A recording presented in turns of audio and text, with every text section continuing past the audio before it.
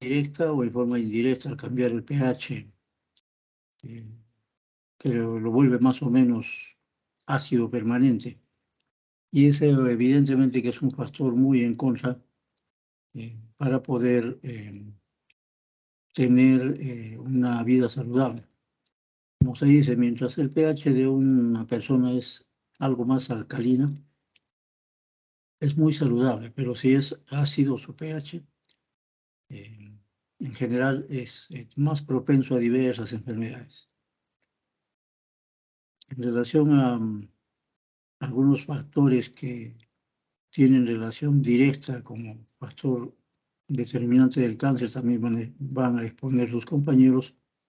Y lógicamente que la intención es hacer una labor de difusión en lo que significa estas patologías. Muchas son prevenibles, ¿no? Muy bien. Dejamos al grupo correspondiente para que inicie la exposición de los temas del seminario. Adelante, Jimena.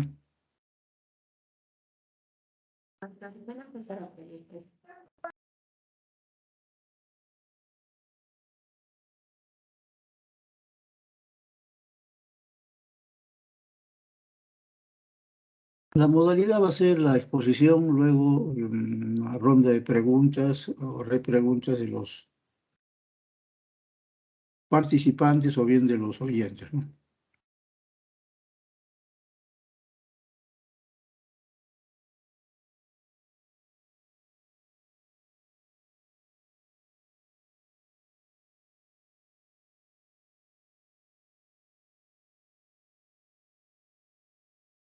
Ya se observa virus y cirugía.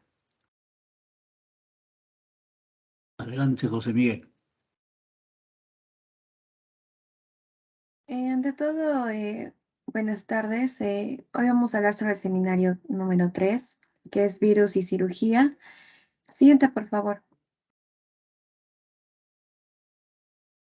Como primer tema, vamos a tocar a lo que es la hepatitis. Siguiente, por favor.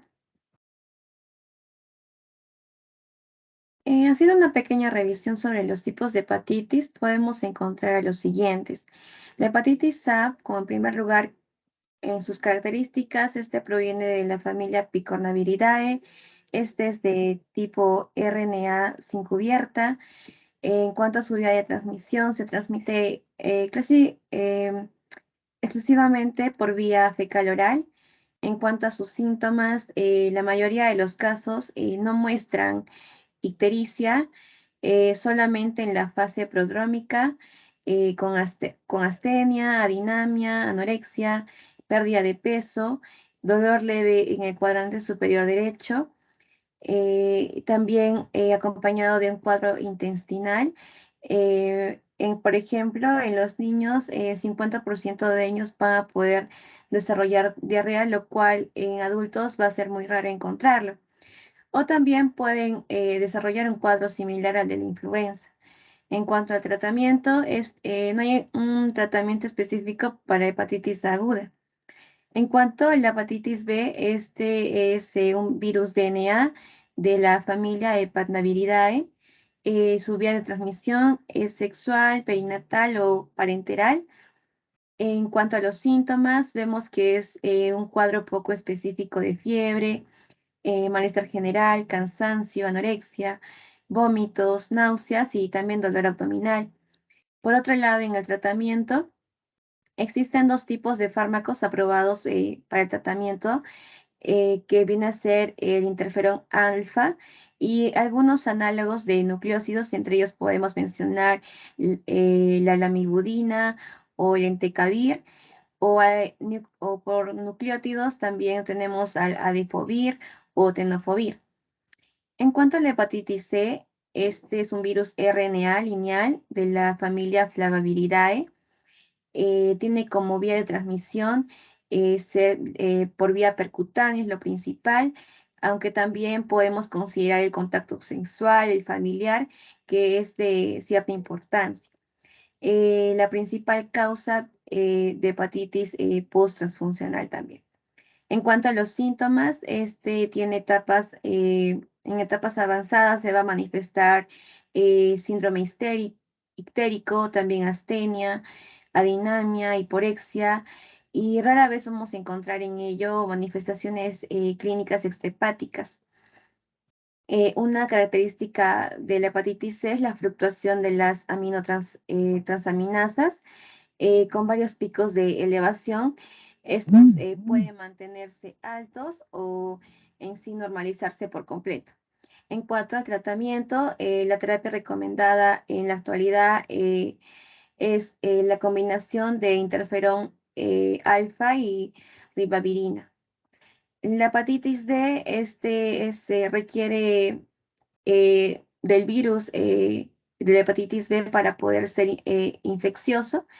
Podemos ver que puede haber una coinfección de, por ejemplo, hepatitis B y D agudas. Tiene en sí una alta mortalidad y la presentación clínica suele ser grave. Esta suele evolucionar pocas veces a la cronicidad. En cuanto a la superinfección, en la hepatitis D aguda, en portador clínico del virus de hepatitis B, se puede ver en cuanto a la clínica que suelen tener hepatitis B crónica. También hay evolución frecuente a la cronicidad y hay mayor frecuencia a complicaciones como por ejemplo cirrosis o descompensación. En cuanto a sus síntomas, pueden tener hepatitis ictérica, también en el tratamiento se considera al interferón como la única alternativa terapéutica y también se recomienda dosis de 5 millones 3 veces, esto durante un lapso de 12 meses. Por otro lado, la hepatitis C, esta es familia de los herpes virus, tiene como transmisión el fecal oral. Sus síntomas son similares a la hepatitis aguda ictérica, que puede ser provocada en la hepatitis A y en la B. Por otro lado, es su tratamiento. No hay una modalidad terapéutica que haya demostrado utilidad para esta infección. Si hay pacientes embarazadas, se tiene que vigilar estrechamente, ya que pueden desarrollar formas graves o fulminantes de esta enfermedad. Siguiente, por favor. Ahora con mayor aclaración sobre la hepatitis B, como ya habíamos mencionado, pertenece a la familia de Hepnaviridae. Presenta como único huésped al hombre, usualmente contiene 8 genotipos, entre ellos los más resaltantes es el tipo E y F, que va a predominar en Latinoamérica. Se suele inactivar a temperaturas de 100 grados. Va a afectar mayor frecuencia a los hombres que a mujeres. Está relacionado mayormente al consumo de alcohol o también a coinfección con otros virus.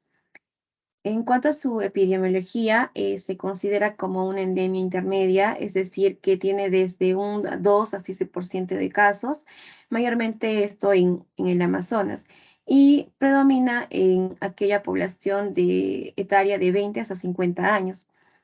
Lo adecuado es que se debe reportar cuando el caso sea confirmado y también clasificarlo como sospechoso en caso de que sea compatible con la descripción clínica y el aumento de las aminotransferasas, también que sea confirmado, cuando este sea confirmado por el laboratorio, podemos clasificarlo como portador en caso que el paciente sea asintomático, pero confirmado por el laboratorio, y un brote cuando sea casos confirmados, relacionado de 2 hasta más personas. Tenemos que tener en cuenta que suele persistir este virus en un ambiente hasta 7 días y en superficies inertes hasta un mes. Por otro lado, los mecanismos de transmisión suelen ser por relación sexual, por transfusiones de sangre, también por transmisión perinatal, drogas inyectables, tatuajes, contacto cercano y procedimientos médicos, que esto usualmente es transmitido por instrumentos contaminados utilizados en los procedimientos médicos invasivos, como por ejemplo la cirugía, si no se cumplen sí las precauciones universales. En cuanto a los tipos, podemos mencionar al tipo agudo, donde los síntomas claros van a ser el decaimiento, el dolor abdominal, también las náuseas. Usualmente el periodo de incubación suele ser de 1 hasta 4 meses. También tenemos a la crónica, que mayormente suele ser asintomática. Y en caso que presente síntomas, estos suelen ser inespecíficos. Por ejemplo, suele manifestar cansancio, disminución del apetito, y este es el tipo que va a producir un mayor daño a nivel del hígado. Y también mencionar que tiene 5 fases. Siguiente diapositiva, por favor. En la clínica suele recuperarse el paciente cuando es aguda en menos de 6 meses y pues si es crónica, mayor a 6 meses. Por otro lado, en el tratamiento tienen sí como objetivo poder lograr una suspensión, una supresión prolongada de la replicación viral. Esto para poder evitar la propagación de la infección y en sí prevenir la propagación de la enfermedad hepática para que no pueda evolucionar a una insuficiencia hepática o a un hepatocarcinoma. Es por ello que también se debe tener en cuenta de que la erradicación completa del virus de hepatitis B no es posible. Otro que vamos a mencionar es en sí el virus de la hepatitis B en pacientes con insuficiencia renal y también trasplante renal. Esto es importante porque vemos que en la década de los 70 comienza a ser utilizada la técnica de hemodiálisis como terapia para aquellos pacientes que han presentado insuficiencia renal crónica terminal, y en aquella época también se han descrito los primeros brotes. Y por medio de contaminación de hepatitis viral en hemodiálisis, la contaminación se ha producido a través en sí de la transfusión de productos sanguíneos contaminados y otras formas por vía parenteral. Durante las últimas décadas esto se ha reducido, tanto la hepatitis B como la C, ya que se realiza ahora el screening de los productos sanguíneos y también porque se ha reducido el uso de las transfusiones, ya que tenemos la disponibilidad de usar eritropoyetina recombinante para el manejo de anemia en aquellos pacientes que son dializados. También se ha logrado disminuir la prevalencia mediante la aplicación de las guías de precauciones universales y también con el aislamiento de los pacientes y de las máquinas con aquellos pacientes que estén contaminados con el virus de la hepatitis B. Em, También sabemos que menos del 5% de los pacientes que son infectados con el virus de hepatitis B mueren por causa hepática. Esto por consecuencia de utilizar inmunosupresores. Siguiente, por favor. En cuanto al tratamiento de estos pacientes, lo que se quiere en sí, el objetivo para los pacientes que tienen el virus de la hepatitis B con hemodiálisis es en sí intentar la erradicación viral y que evitar que esta enfermedad progrese a una cirrosis. Y por otro lado, en los pacientes que son candidatos a trasplante, que pueda evitarse la aparición de cirrosis como de carcinoma hepatocelular. Uno de los primeros tratamientos que se fue dando es el interferón alfa estándar, que es el primer tratamiento utilizado, recomendado mayormente con una dosis de 5 hasta 10 millones de unidades por vía subcutánea, esto 3 veces por semana. Pero se vio que era mal tolerado en las hemodiálisis y también no podía ser utilizado en trasplante renal. Es por eso que también se vio otro tipo que son los antivirales análogos de nucleócidos y nucleótidos. Como nucleócidos tenemos a la lamivudina, que se coloca como pre y post trasplante renal. Se utiliza como una monoterapia. Esta en sí tiene la función de suprimir la replicación viral y previene la progresión de la enfermedad. Por otro lado, también está el nucleótido, que es el Adefovir, que este es nefrotóxico, es por eso que no puede ser considerado como una primera opción de tratamiento. Siguiente, por favor.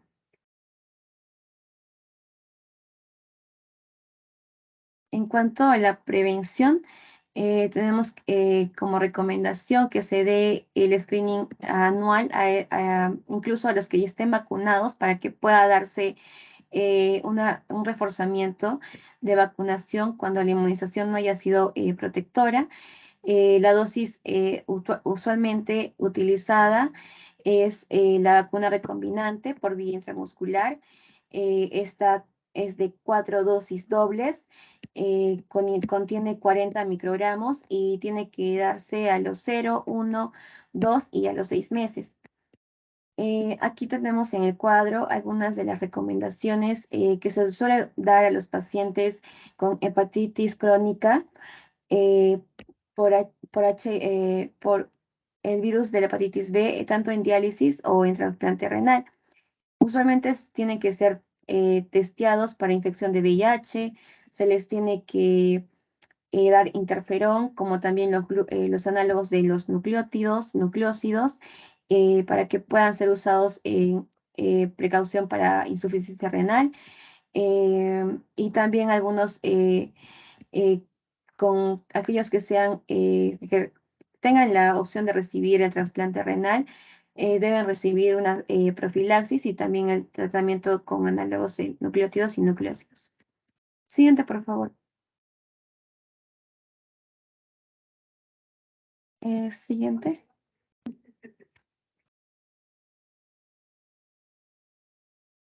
En cuanto a la hepatitis C, vemos que es un virus que pertenece a la familia Flaviviridae, es un hélice de ARN, tiene la prevalencia en nuestro país de un 1%, con aproximadamente 12.000 muertes anuales.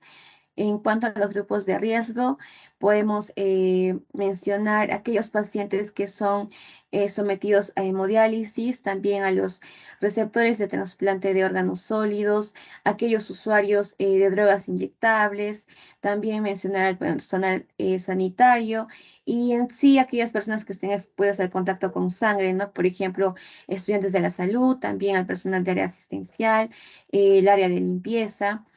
eh, También el personal de Fuerzas Aéreas, de Cruz Roja, de Defensa Civil, Cuerpo General de Bomberos. Además del contacto sexual de una persona con infección con virus de hepatitis C, también a personas que han sufrido violencia sexual, aquellas con infección por VIH, trabajadores sexuales, hombres que tienen sexo con hombres y mujeres transféminas y también personas privadas de su libertad. En cuanto al mecanismo de transmisión, principalmente se transmite a través de sangre infectada, con menos frecuencia por vía sexual. Cabe mencionar que en esta hepatitis los pacientes desarrollan una enfermedad hepática crónica y llegan a realizar un carcinoma hepatocelular. Y actualmente no se dispone de medidas inmunoprofilácticas pasivas o activas. En cuanto a los síntomas, podemos mencionar que pueden ser asintomáticos y también pueden presentar síntomas, pero a los de 1 hasta 3 meses, como podemos mencionar acá la orina de color amarillo oscuro, también fatiga, fiebre, heces grises, vómitos, dolor abdominal e ictericia. Siguiente diapositiva, por favor. En cuanto al diagnóstico, toda persona con resultado positivo a este tamizaje de virus de hepatitis C, que corresponde a una prueba rápida o ELISA, debe de realizarse una confirmación a través de una prueba de amplificación de ácido ribonucleico, ya sea de tipo cuantitativa o cualitativa, para poder detectar el virus. El diagnóstico confirmado en sí debe obtenerse como resultado positivo del anticuerpo del RNA de virus de hepatitis C. También en aquellos pacientes con síntomas de hepatitis aguda, tiene que darles anticuerpos de hepatitis C, si sean negativos. También se debe repetir a los 6 meses de la primera en casos de una infección crónica. En cuanto a las pruebas de laboratorio, debe ser para el manejo de personas con infección con este virus de hepatitis C. En cuanto al tratamiento, se da a través de un acceso de tratamiento antiviral. Hay que tener en cuenta que se debe hacer una evaluación de fibrosis hepática con pruebas no invasivas. Tenemos al APRI y también a la elastografía de transición. Considerar a la evaluación de comorbilidades, embarazo e interacción medicamentosa. También la serología de descarte por infección de VIH, por serología de descarte contra virus de hepatitis B, hemograma completo, el nivel de proteínas totales y las fraccionadas, también las pruebas de función renal y depuración de creatinina, esto en orina por 24 horas, el descarte de infección de TBC activa y el descarte de embarazo. El esquema en sí de primera elección es por ejemplo, el sofosbuvir, velpatasvir, que suele ser utilizada en personas con cirrosis o sin cirrosis. También el sofosbuvir, daclastavir, que puede estar en los mismos casos o también como una cirrosis compensada, y este tiene que ser el tratamiento durante 24 semanas. En cuanto al glecaprevir, este suele ser utilizado en personas con cirrosis compensada y tiene que incrementarse a 12 semanas el tratamiento. De no encontrarse este esquema de elección, se puede utilizar otro antiviral de acción directa según la evaluación. Siguiente, por favor.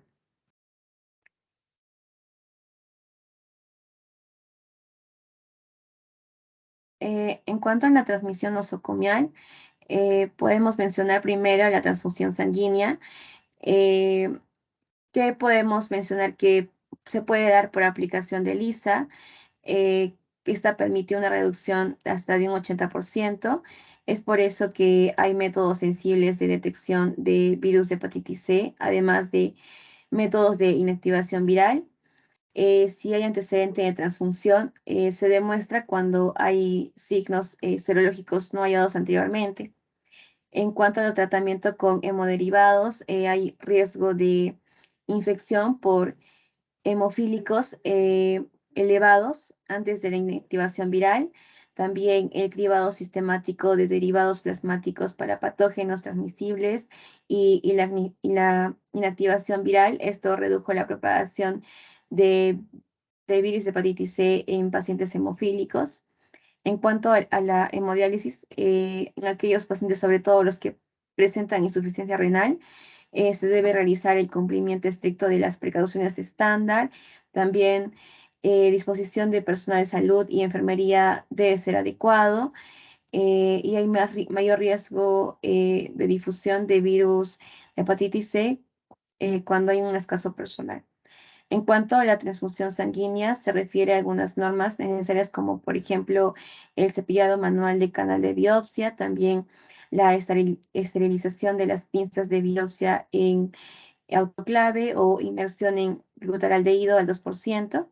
Esto suele realizarse durante 20 minutos y es esencial para poder evitar las infecciones ligadas a la endoscopía.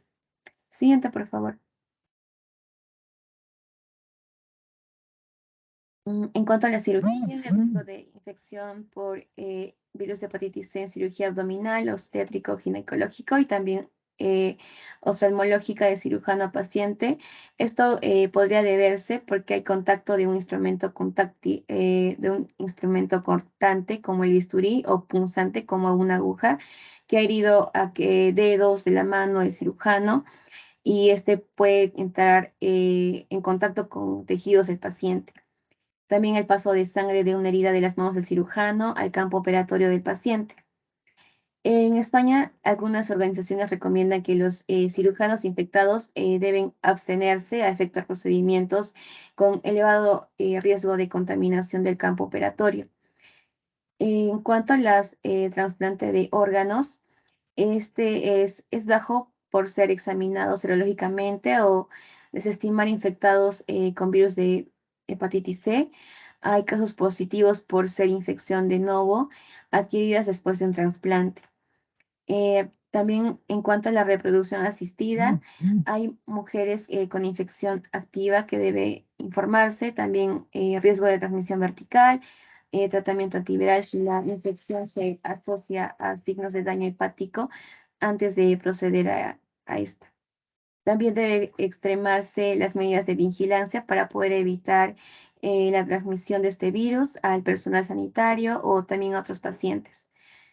Se requiere hospitalización médica para poder evitar la reutilización de instrumentos contaminados y la reinserción de una aguja que haya sido utilizada en un frasco con una solución de uso compartido. Siguiente diapositiva, por favor. En cuanto a la prevención, tenemos que tener medidas las cuales tienen que tener en consideración aquella provisión de equipo con protección personal y material de seguridad adecuado, también la elaboración de procedimientos de trabajo seguro, el manejo de residuos sólidos, el manejo de material punzocortante con precaución. En cuanto al accidente ocupacional, tiene que lavarse con agua y con jabón, permitir fluir la sangre libremente de 2 a 3 minutos, irrigar las membranas mucosas con agua limpia, estéril o salina.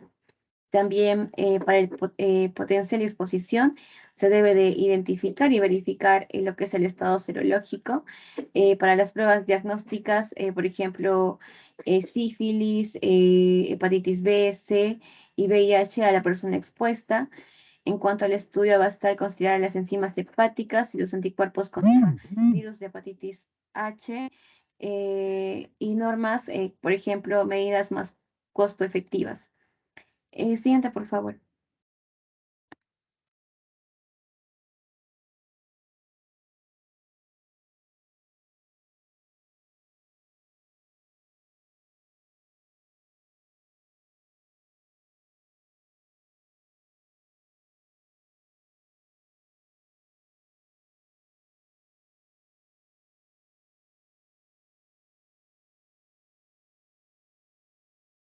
Sí, adelante, continúen.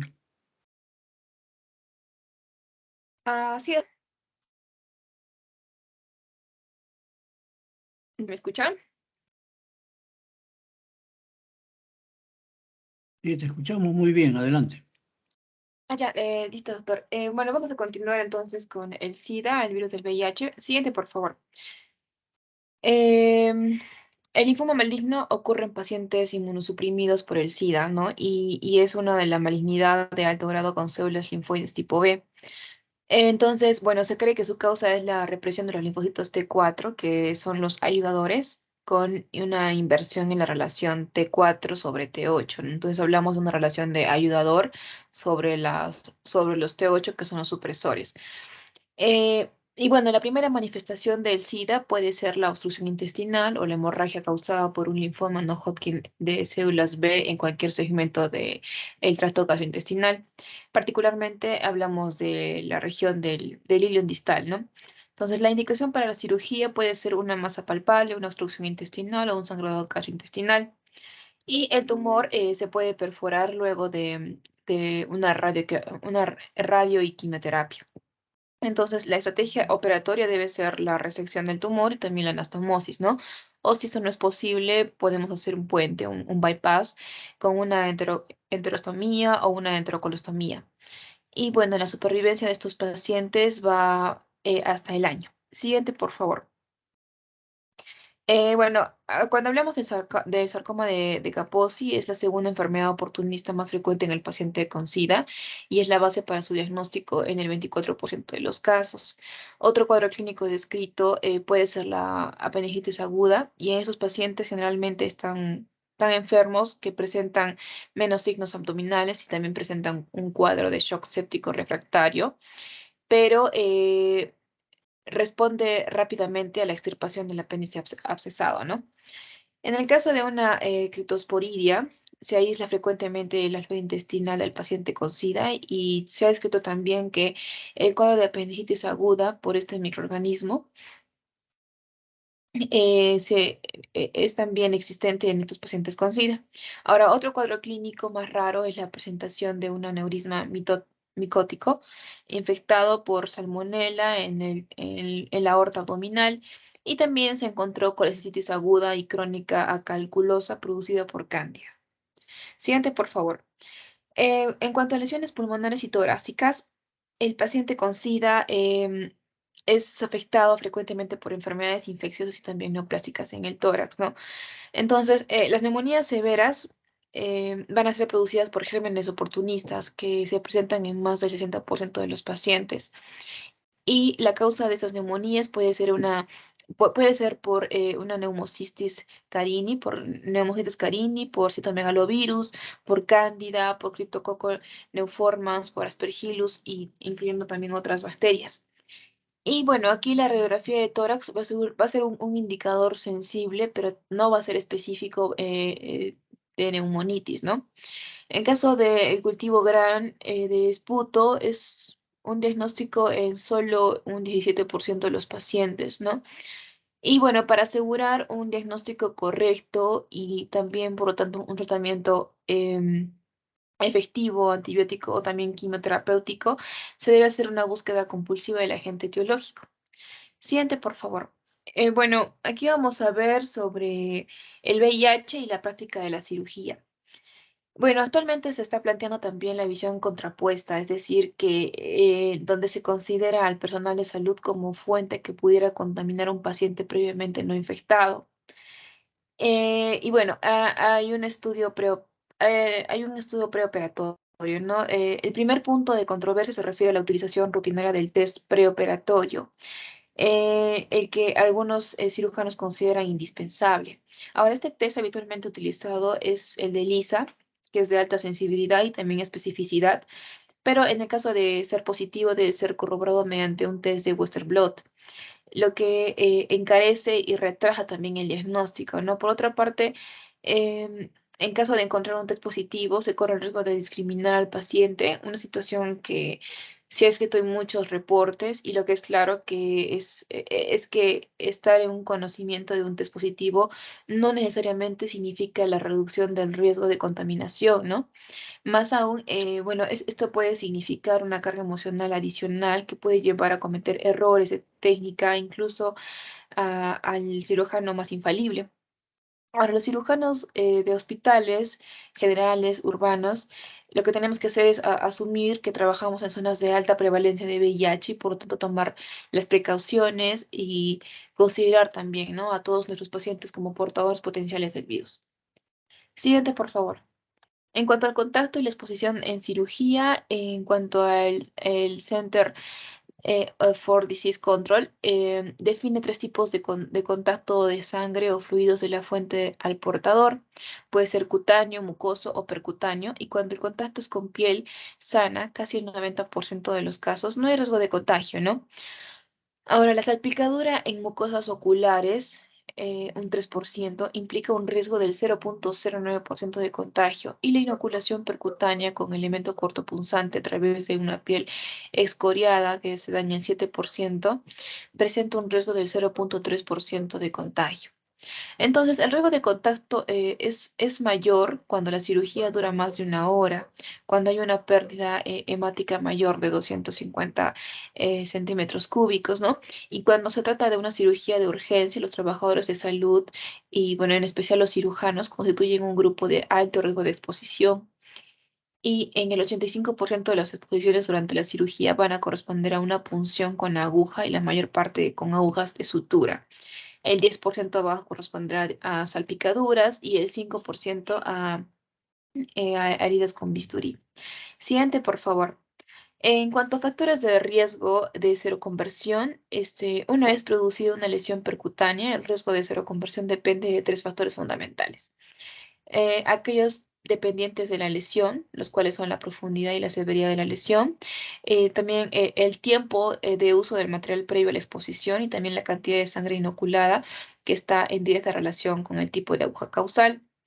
Ahora, los factores dependientes del paciente fuente son, por ejemplo, el estadio clínico de la enfermedad, que aumenta por lo menos 6 veces en un estado avanzado, ¿no? La carga viral también del paciente aquí influye y también el tipo de terapia antirretroviral que está utilizando. Y bueno, desde el punto de vista del profesional de la salud, depende también el uso de barreras físicas, ¿no? Gafas protectoras, delantales, mangas impermeables, mascarillas que sean adecuadas, el uso doble de guante de látex. Y esto va a reducir la exposición del 17 al 5%. Ahora, no siempre es utilizado por la incomodidad, ¿no? Y el tratamiento que debe recibir inmediatamente después de producida la exposición, la administración profiláctica es precoz de la sidobudina, que va a reducir en un 80% el riesgo de seroconversión. Siguiente, por favor.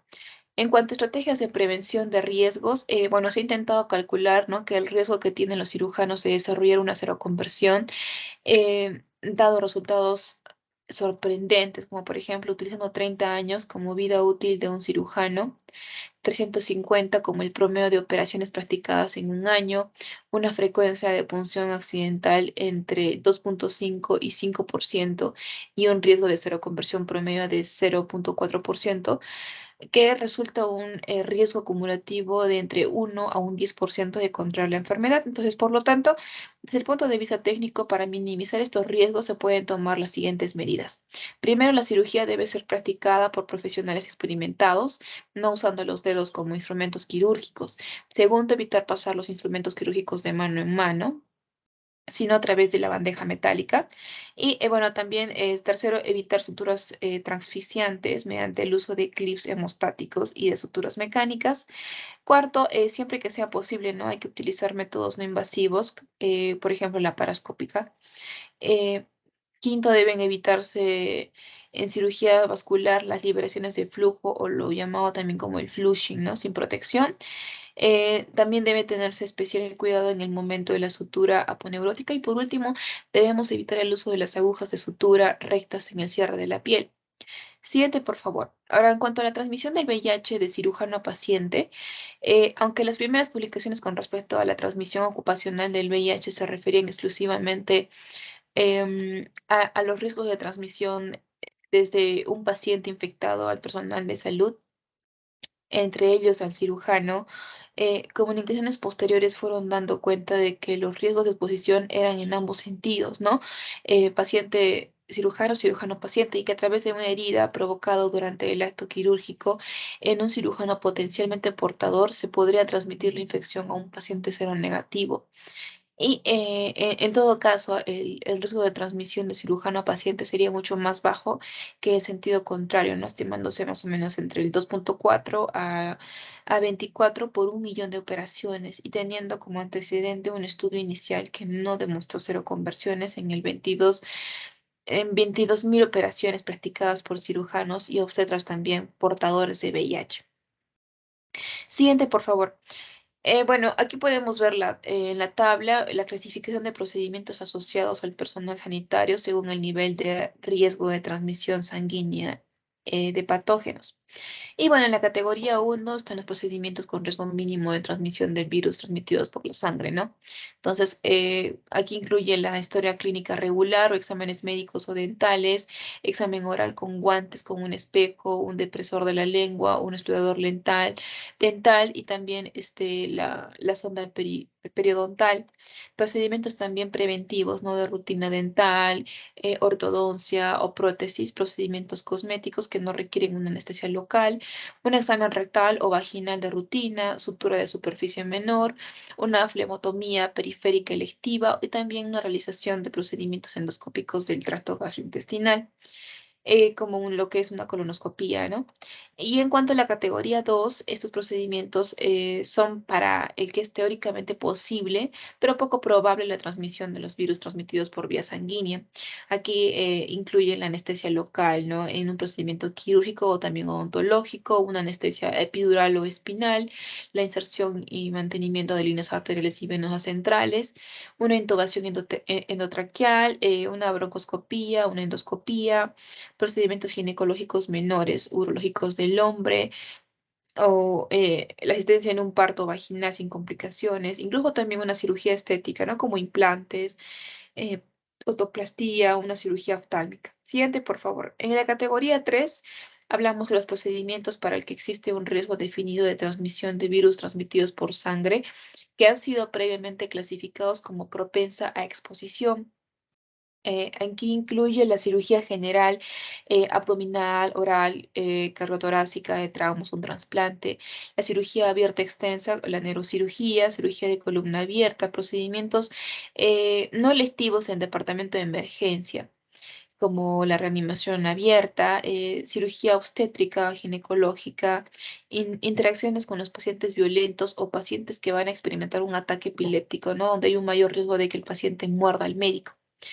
Y en cuanto a la definición del personal sanitario infectado, el trabajador infectado con VIH que sea positivo, hay que también evaluar al trabajador infectado si es ARN positivo o evaluar también los anticuerpos VIH positivos. Siguiente, por favor. En cuanto a las actuaciones ante trabajadores infectados con VIH, la categoría 1 y 2 con carga viral mayor o igual de 5. La categoría 1 y 2 habla sobre la actividad habitual. El trabajador podrá desarrollar su actividad siempre que se responsabilice el cumplimiento estricto de las precauciones universales, ¿no? Hablamos del uso doble de guante, que se responsabilice de la notificación estricta de los accidentes de trabajo. El trabajador también tiene que elegir un tratamiento médico y el seguimiento de su enfermedad.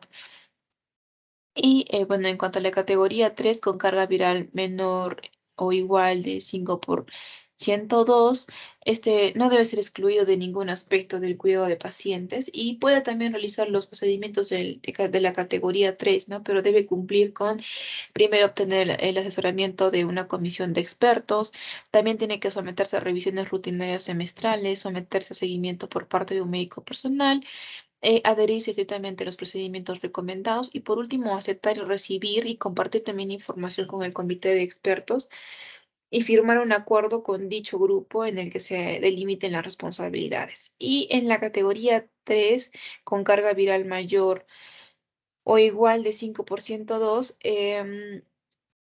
este no es apto para el desempeño de categoría, ¿no? De la categoría 3 debido a la probabilidad real de transmisión a terceros. Ahora ese trabajador podrá elegir el tratamiento médico y seguimiento de su enfermedad y también se informará a la Comisión de Evaluación de Trabajadores Sanitarios afectados por el virus de transmisión sanguínea para que esto se emitan las recomendaciones individualizadas para cada caso. Siguiente, por favor.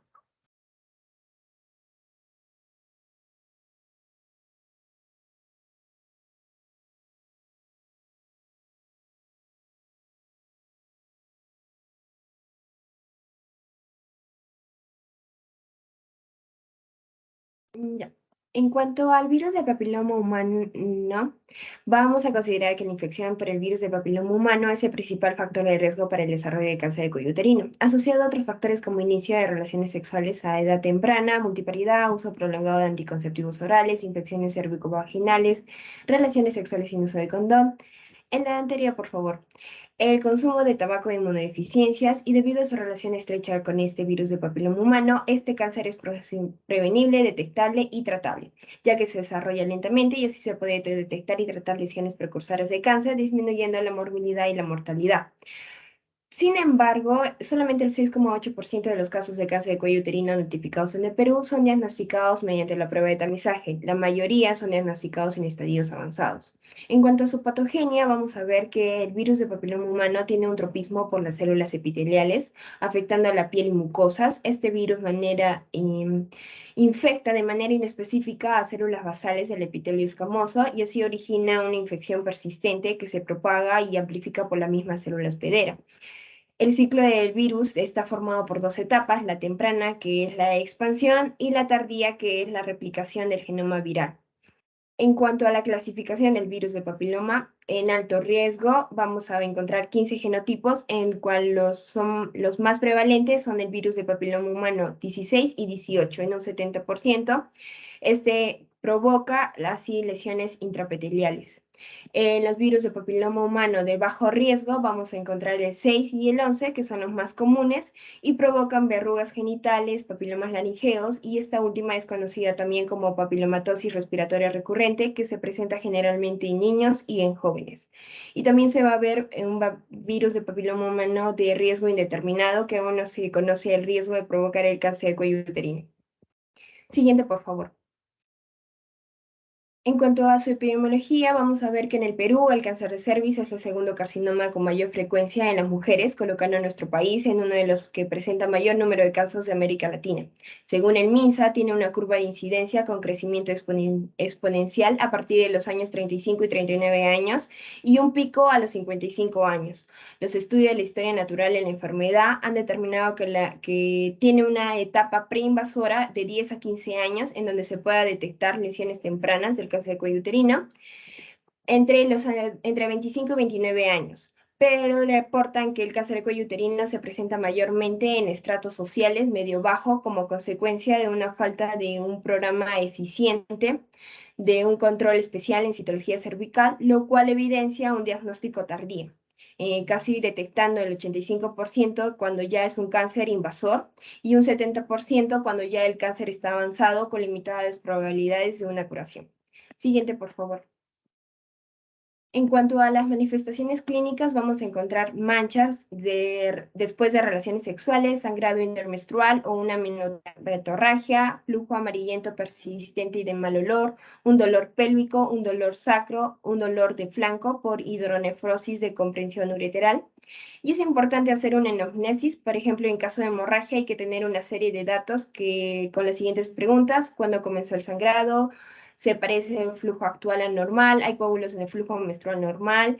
¿Ha sido normal en las últimas menstruaciones en relación a inicio, cantidad, flujo y duración? Y si se asocian a flujos menstruales o a dismenorrea. Siguiente, por favor. En su prevención, vamos a ver que la medida preventiva va a ser la vacunación anti el virus de papiloma humana, las dos más conocidas, la vacuna bivalente, que es la Cervarix. Esta es contra la más común, la 16 y la 18, la aplicación intramuscular en los meses 0, 1 y 6. Efectos adversos: en el sitio de inyección va a haber un dolor, un enrojecimiento, una inflamación y pueden haber fatiga, cefalea y mialgia, normalmente en las niñas y mujeres de 9 a 25 años. Y también la vacuna tetravalente, la Gardasil, que protege sobre los virus de 6, 11, 16 y 18. La aplicación igualmente es intramuscular, los meses de 0, 2 a 6. Y los efectos adversos son iguales al nivel local y a nivel sistémico. Y se reportan algunos casos de síncope y episodios trombóticos venosos. Siguiente, por favor. En cuanto al diagnóstico, el diagnóstico definitivo es el cáncer de cuello uterino. También existe el examen físico y los exámenes auxiliares, en donde se va a encontrar la inspección visual con ácido acético. Mediante el espéculo se usa el ácido acético al 5% aplicado al cervix y así, si se torna blanco, es un epitelio anormal. La citología cervical o el Papa Nicolau, que es con un pedazo de algodón, un cepillo, un palillo, se raspa suavemente las células del cuello uterino en la vagina. Al microscopio se hace un frotis y se ve si son anormales. Igualmente las pruebas moleculares para la detección del virus papiloma humano, que se analiza el ADN y el ARN de estas células para ver si hay una infección del virus del papiloma humano. Una prueba conjunta entre las pruebas moleculares del virus del papiloma humano y el PAP. Puede hacerse una biopsia cervical y una colposcopía. y la conización cervical o un procedimiento de decisión electroquirúrgica con NASA. Estas pruebas, el primer Papa Nicolau se debe hacer a los 3 primeros años de inicio de relaciones sexuales, y de ahí lo ideal es que se haga control de cada año por si es que tiene una vida sexual activa hasta los 45 años. Siguiente, por favor. Para esto es importante la estadificación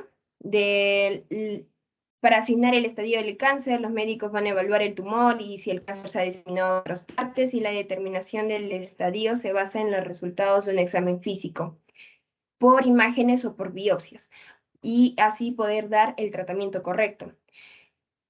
Que dependiendo si es una cirugía para un cáncer de cuello uterino preinvasivo, se hace una criocirugía. Este es para matar las células cancerosas congelándolas con una sonda de metal que ha sido enfriada con nitrógeno líquido, o puede ser una cirugía de láser utilizando rayos láser para quemar a las células anormales o extraer una muestra de tejido para estudios adicionales, o las biopsias de cono, que se extirpan el cuello cervicouterino cervix y se hace una sección de tejido en forma de cono, y se utiliza para conservar la fertilidad de las mujeres, y así se cura el cáncer en una edad temprana, o se puede obtener muestras de estudios adicionales. Este procedimiento se hace por una biopsia con un bisturí frío o un rayo láser, o un alambre delgado, que sería mediante la electricidad, que es el procedimiento de decisión electroquirúrgica con NASA. También para el cáncer de cuello invasivo ya está la histerectomía simple, la histerectomía radical y disección de nódulos linfáticos, que también está la histerectomía radical modificada, la cervicectomía radical y la evisceración pélvica total. Siguiente. Bueno, doctor, ahora vamos a hablar del que es el herpes virus. Siguiente, por favor. Con el nombre de herpes se clasifica un conjunto de enfermedades infecciosas víricas producidas por distintos tipos de virus de la familia herpes virus, ¿no? Esta familia de virus ADN bicatenario envuelto está compuesta por diferentes virus, fundamentalmente los virus del herpes simple tipo 1 y tipo 2, el virus varicela zoster, el citomegalovirus y el virus de Epstein-Barr. El virus del herpes simple tipo 1 causa mayoritariamente lo que es el herpes labial, mientras que el virus del herpes tipo 2 produce sobre todo la herpes genital. El virus de la varicela zoster, en su primera infección al organismo, produce la varicela, y cuando se activa la infección es conocida como herpes zoster, mientras que el virus de Epstein-Barr produce la mononucleosis infecciosa. En cuanto al herpes labial, es una infección producida con mayor frecuencia, como ya dije, por el virus del herpes simple tipo 1, pero también puede ser producida por el tipo 2. Esta infección se localiza frecuentemente en los labios, aunque ocasionalmente puede aparecer en la zona de la nariz, mejillas o dedos. Más raramente aparecen al interior de la boca, pero solamente sobre las encías o el paladar duro, nunca sobre los tejidos blandos del interior de la boca. En cuanto al herpes genital, el herpes genital es una enfermedad de transmisión sexual causada por el virus del herpes simple tipo 1 y tipo 2. La mayoría de individuos no tienen signos ni síntomas de la infección por el virus del herpes simple tipo 1 o 2, o son mínimos. Cuando hay síntomas, es típica la aparición de una o más vesículas localizadas en los genitales internos o externos, el recto y en el ano, así como las nalgas y la zona alta de los muslos. Esas vesículas se rompen, dando lugar a úlceras sensibles que en un primer episodio tardan de 2 a 4 semanas hasta su curación. Siguiente, por favor. En cuanto al herpes zóster, esta es una infección vírica causada por el mismo virus que causa la varicela, el virus varicela zóster. Cualquiera que haya padecido la varicela puede desarrollar un herpes zóster. Este virus permanece dormiente o inactivo en ciertas células de las raíces nerviosas del cuerpo, y su reactivación es lo que produce el episodio de herpes zóster. Alrededor del 20% de los que han padecido la varicela padecerán un herpes zóster en algún momento de su vida. Afortunadamente, la mayoría de estas personas padecerán un herpes zóster solamente una vez. Bueno, el tratamiento, este herpes zóster se cura por sí mismo a las pocas semanas y realmente vuelve a aparecer. Los antisépticos tópicos y las compresas frías son útiles para secar cuanto antes las vesículas. Si se diagnostica de manera precoz, se pueden emplear medicamentos antivirales para reducir tanto la diseminación vírica como la duración de las lesiones cutáneas. Se administran de forma rutinaria para los casos graves de herpes zóster, cuando existe afectación ocular o herpes de zóster oftalmico, y en los pacientes con alteraciones de la inmunidad. Y bueno, en la mayoría de casos el dolor del césped zóster desaparece gradualmente en unas semanas o pocos meses. Sin embargo, si el dolor no desaparece, esta se le denomina neuralgia posherpética. No existe un tratamiento que haya demostrado prevenir por completo el desarrollo de la neuralgia posherpética, pero hay varias terapias que parecen reducir el riesgo de padecerla. Siguiente, por favor. Ya continuando con lo que es el sarcoma de Kaposi, va a ser una neoplasia de las células endoteliales linfáticas. Este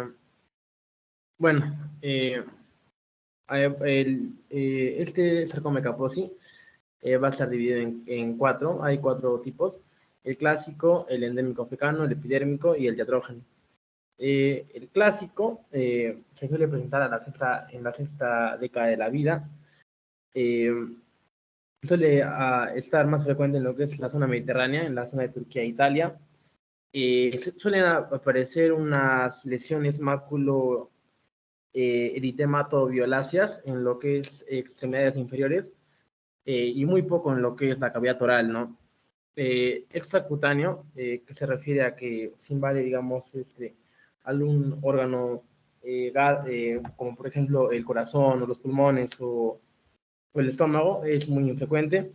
El endémico africano aparece en lo que es la edad de 30 a 45 años, pacientes en lo que es africanos. Y bueno, tiene un tipo linfadenopático que puede ser muy mortal, ¿no? El epidérmico, que es con pacientes que tienen VIH, la edad es variable, ¿no? Depende del paciente, si esté contagiado o no del VIH. Más frecuente en varones. El compromiso de las lesiones suele ser más en la parte cefálica, oral, párpados, orejas, nariz. Y sí tienen compromiso extracutáneo, llegando a lo que es la zona pulmonar, los ganglios. Bueno, el diatrógeno, que es en menores de 60 años, este síndrome de Kaposi, este sarcoma de Kaposi, suele estar en pacientes que reciben trasplantes, que están inmunodeprimidos o que tienen alguna enfermedad autoinmune y reciben tratamiento, ¿no? Y hacen que sus defensas bajen. También suele estar localizado las lesiones suelen estar localizadas más en lo que es las extremidades inferiores y puede tener compromiso extracutáneo, ¿no? En lo que es la clínica, pueden permanecer las lesiones estables durante meses, incluso años, o crecer rápidamente o diseminarse, ¿no? Las lesiones van a ser maculoeritematosas violáceas, pueden llegar a lo que es máculas y placas, ¿no? Bueno, en lo que es tratamiento, el tratamiento, siendo los más destacados, son la cirugía, la radioterapia, la quimioterapia. El tratamiento del sarcoma de Kaposi debe ser individualizado. Tenemos que ver si son lesiones únicas, si la enfermedad está diseminada, ha ido a otros órganos, tiene afectación visceral y el estado inmunológico del paciente que va a ser diferente, ¿no? Se abstiene de hacer un tratamiento a los pacientes ancianos o que tengan el sarcoma de Kaposi clásico y que sean pocas lesiones, ¿no? Hay una terapia antirretroviral de gran actividad en lo que es el síndrome de Kaposi en pacientes que están con VIH también.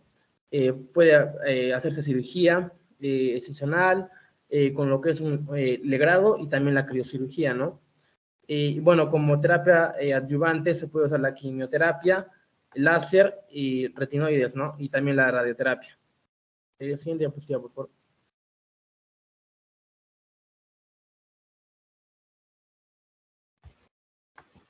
En cuanto a los tratamientos sistémicos, se destaca la quimioterapia, que está indicada en casos de enfermedad rápidamente progresiva, afectación visceral y ganglionar, y en pacientes inmunodeprimidos. Los más activos serían los agentes citotóxicos derivados de la vinca, como la vincristina y la vinblastina. La vincristina es menos tóxica, motivo por el cual algunos autores recomiendan pautas de tratamientos semanales alternantes de vincristina y vinblastina.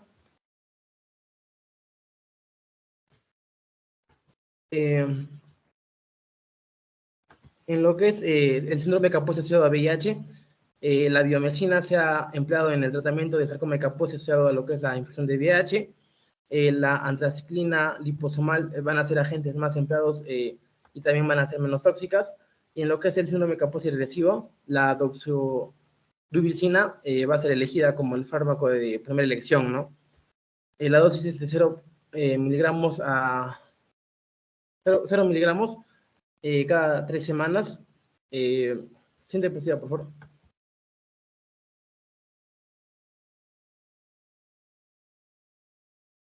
Continuando con otros virus que podemos tocar en cuanto a los temas de cirugía, estaríamos hablando, por ejemplo, del COVID-19, que bueno, ya todos lo conocemos. Entonces vamos a pasar rápidamente a, bueno, hablar un poquito de él. Sabemos que en sus manifestaciones más críticas llega a cursar con una neumonía y se suele presentar con fiebre, tos y dificultad respiratoria. El diagnóstico se suele realizar por medio de radiografía y no nos vamos a ceñir tanto en lo que es el virus en sí, en su microbiología, sino vamos a ceñir más en lo que son los protocolos que tenemos que seguir dentro de un quirófano o en el servicio de cirugía en cuanto a un paciente que tenga COVID, porque no necesariamente las personas que tengan COVID no están exentas de sufrir cualquier otro tipo de enfermedad que necesite atención quirúrgica inmediata. Es por eso de que los pacientes agudos que presenten la enfermedad del COVID-19 van a ser prioridad. Ahora, estas prioridades las podemos ver en la tablita que les he colocado en la parte inferior izquierda. Vamos a tener 5 niveles de prioridad: el nivel 1A, 1B, el nivel 2, el nivel 3 y el nivel 4. Entonces, y los pacientes que estén en una prioridad nivel 1A, esos van a estar catalogados como pacientes como emergencia. Entonces, estos son los que requieren cirugía dentro de las 24 horas. Los del nivel 1B y los de una urgencia requieren, ¿no?, dentro de las próximas 72 horas y así sucesivamente hasta la prioridad nivel 4, donde en este último nivel podemos detallar de que estos son pacientes que la cirugía puede esperar, puede ser diferida hasta por más de 3 meses. Entonces, ¿cómo es que se maneja dentro del ambiente hospitalario a estos pacientes? Podemos observar en este flujograma cómo se realiza la priorización del paciente quirúrgico. Tenemos, por ejemplo, si nuestro paciente es una emergencia-urgencia, tenemos que primero priorizar el tratamiento no quirúrgico y elegir la mejor vía de abordaje, y todo el personal en la sala de operaciones debe utilizar los equipos de protección personal adecuados. Y inmediatamente se realiza una prueba rápida o una PCR al paciente para determinar si es portador del COVID o no. En caso de que el resultado sea negativo o sea dudoso, no sea preciso, se realiza una radiografía de tórax o una tomografía de tórax y estas ya van a ser evaluadas para después tener medidas posoperatorias. Ahora, en caso de que sea positivo, se establece como caso sospechoso confirmado de COVID y una vez que se establece, ya se realizan todas las medidas posoperatorias del paciente COVID una vez terminada la cirugía. Es por eso que tenemos que seguir 4 pasos, en resumen. Primero es de determinar si el procedimiento quirúrgico es de emergencia-urgencia. Entonces ahí vemos, ¿no?, si es prioridad 1A, 1B, o si ya puede ser prioridad nivel 2, 3 o 4. Después determinamos el estado del COVID, el estado de COVID-19 del paciente, del cual va a ser sometido a procedimiento quirúrgico, y evaluar en qué nivel de la lista lo ponemos para ver si se lo opera de forma inmediata o no. Después se tiene que determinar la vía de abordaje del paciente quirúrgico. ¿Por qué? Porque tenemos que buscar la que sea más beneficiosa para el paciente, independientemente de que si sea positivo a la enfermedad de COVID-19 o no. Y ahora, en caso de utilizarse la vía laparoscópica, se tienen que extremar aún más las medidas de protección de vía aéreas y mucosas, debido a que se ha encontrado una mayor incidencia de contagio por este medio. Y por último, se tiene que determinar el equipo de protección personal para todo el equipo que esté en la sala quirúrgica. Entonces, acá tenemos el protocolo de actuación dentro del área quirúrgica en caso de intervención quirúrgica en pacientes con COVID-19. Entonces, en la fase preoperatoria tenemos algunas recomendaciones. Primero, que en los pacientes con COVID-19, que requieran algún procedimiento quirúrgico y no se encuentre disponible un quirófano convencional, me refiero a un quirófano con presión neutra, no se debe apagar el sistema de ventilación de los quirófanos, el cual debe estar alejado de otros quirófanos en lo posible. Ahora, si existiera la disponibilidad de un quirófano con presión negativa y que presente un recambio de aire a cada 12 horas y todo su material, este sería el ideal para tratar este tipo de pacientes con COVID-19. Si se dispusiera de quirófanos a presión positiva, lo que se recomienda es el uso de filtros EPA para realizar una limpieza terminal y así reducir la tasa de contagios. Se debe planificar todo un circuito adecuado de traslado de estos pacientes desde el área de aislamiento donde estén hasta el área quirúrgica designada, como podemos observar en la imagen inferior izquierda, y así tratar de buscar un contacto mínimo con los demás pacientes y con el demás personal de salud. Y por último, durante la inducción anestésica e intubación, solo deben estar presentes en el quirófano el anestesiólogo y la enfermera circulante. No deben ingresar más personas al quirófano. Por último, en cuanto a las recomendaciones en la fase intraoperatoria, ya dentro de la operación, tenemos que limitar al máximo el número de profesionales que se encuentran en el interior del quirófano. Eso lo acabo de mencionar. También tenemos que mantener las puertas cerradas, salvo para la circulación del personal o del paciente o que se necesite más instrumental. Utilizar al máximo los sistemas de corte alternativo, lo que conocemos como electrobisturí. Tenemos que priorizar las suturas mecánicas y además se tiene que utilizar todo el material desechable que sea posible. Y por último, ya terminaríamos con la que es la fase postoperatoria de este tipo de pacientes. Primero, si se presentara alguna complicación, tenemos que reanimar al paciente en el mismo quirófano. Se tiene que trasladar al paciente al área de aislamiento de recuperación con las mismas medidas que en la fase preoperatoria se lo trajo, con las mismas medidas se los traslada. Se tiene que hacer una limpieza exhaustivo del quirófano. Tiene que ser, como mínimo, tiene que hacerse 1 hora antes entre otros procedimientos que vayan a seguir. Tiene que hacer una descontaminación de todas las superficies, pantallas, cables, monitores y máquina anestésica. Y por último, ajustar la prescripción postoperatoria a las necesidades del paciente, aplicando protocolos que se utilicen a nivel institucional y sectorial. Y con eso terminaría nuestra presentación, doctor, con respecto a virus y cirugía. Muchas gracias.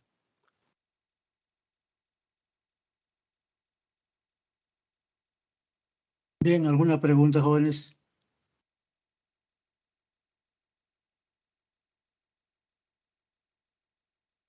Bueno, en realidad, antiguamente este seminario tenía la duración de 45 minutos. Luego lo ampliamos a 90 minutos porque es bastante el contenido del seminario. Pero, de todas maneras, sus compañeros lo han hecho muy bien en relación a todos los tipos de virus y la importancia que tienen en relación a la cirugía. ¿Cuál es una de las formas de poderlos a ustedes emular a que puedan seguir todos estos principios en relación a virus y cirugía y guardar los principios de bioseguridad que son muy importantes en este caso? Porque tenemos 2 casos de 2 compañeros de ustedes que fallecieron con virus de la hepatitis B, contagiados, uno en el Hospital Goyeneche y el otro en nuestra unidad de cuidados intensivos en Seguro, en el CAS. Se contagiaron con la hepatitis B fulminante y en 48 horas ya no estaban.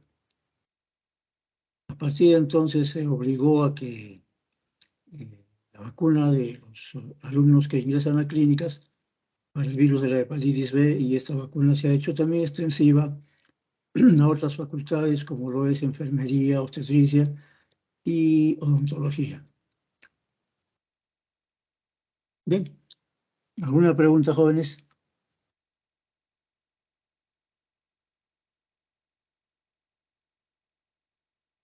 Bien, ha sido un gusto estar con ustedes. Ya nos estamos encontrando entonces el día del examen. ¿Qué día es el examen, Jimena? El día lunes, doctor. Ah, el lunes va a ser. Ya, listo.